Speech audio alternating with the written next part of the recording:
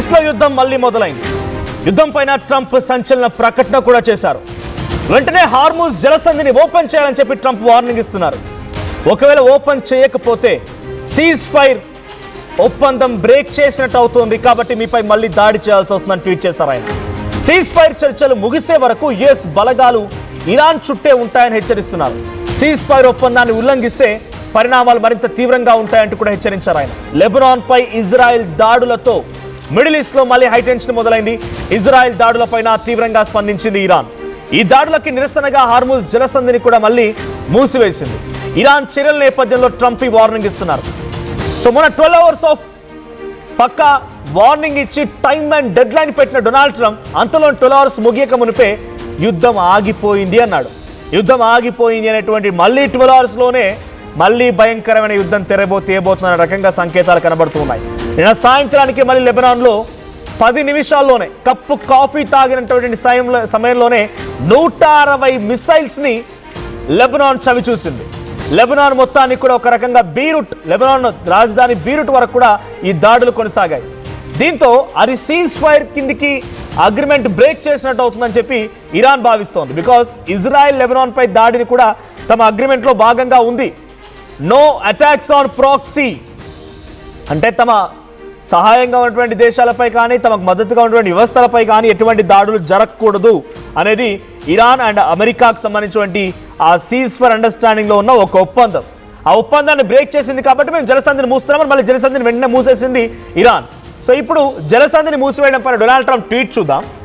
All US ships and air crafts and military personal with additional ammunitions, weaponry and anything else that is appropriate and necessary for the lethal prosecution and destruction of an already substantially degraded enemy will remain in place in and around Iran until such time as the real agreement reached is fully compiled with. మేము అక్కడే మోహరిస్తాం, అక్కడే సిద్ధంగా ఉన్నాం, ఎక్కడికి పోరిపోయామని రకంగా అనుకుంటే భ్రమపడ్డట్టే. With additional అమ్యునిషన్స్, ఇంకా అదనంగా వెపన్స్తో సిద్ధంగా ఉన్నాం. ఎప్పుడు until or unless the agreement reach is fully compiled with, మాకు చెప్పినటువంటి అగ్రిమెంట్ పూర్తిగా సంపూర్ణమయ్యేంత వరకు అక్కడే ఉంటామంట.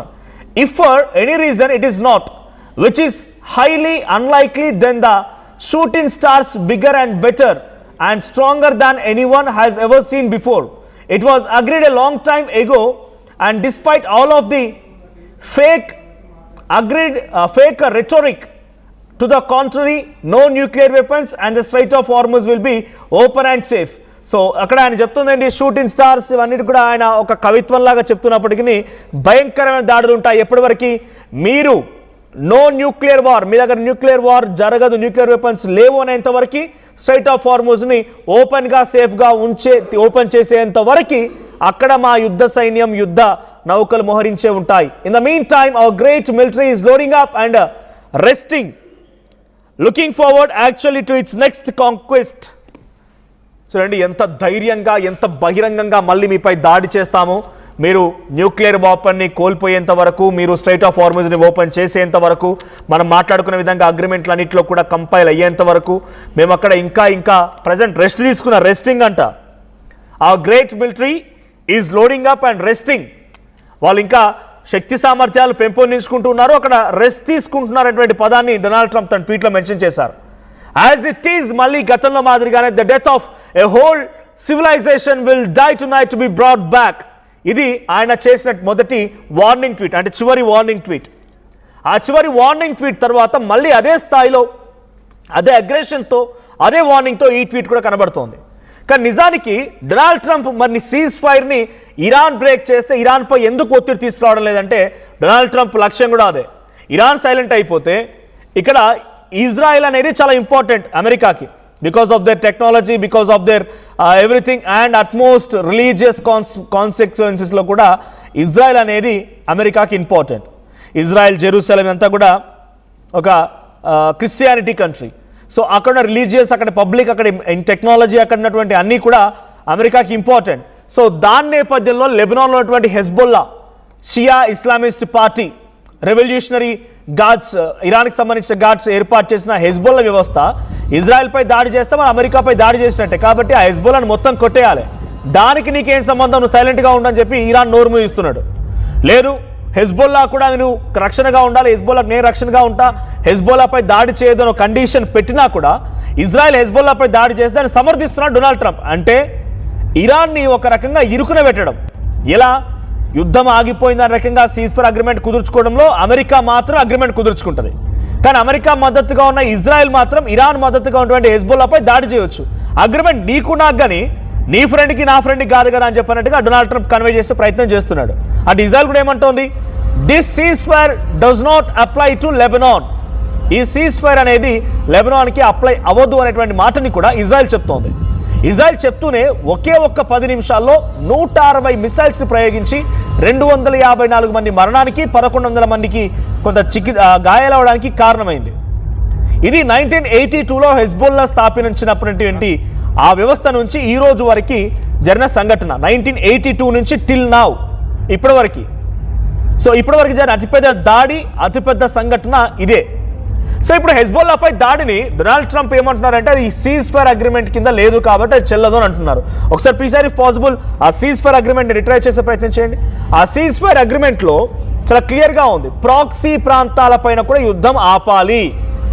ప్రాక్సీ ప్రాంతాలపై కూడా యుద్ధం ఆపాలని అంటే హమాస్ కానీ, హెజ్బుల్లా కానీ, యెమెన్స్ కానీ వీళ్ళపైన అమెరికా కానీ ఇజ్రాయెల్ కానీ దాడి చేయొద్దు అని ఇది కండిషన్. బట్ ఇప్పుడు దాడి జరుగుతుందంటే సీజ్ ఫైర్ అగ్రిమెంట్ జరిగినట్ట జరగలేదా? సో 7th పాయింట్ చూడండి, ఇక్కడ 7th point, ending regional proxy conflicts, ప్రాంతీయ ప్రాక్సీ యుద్ధాల ముగింపు.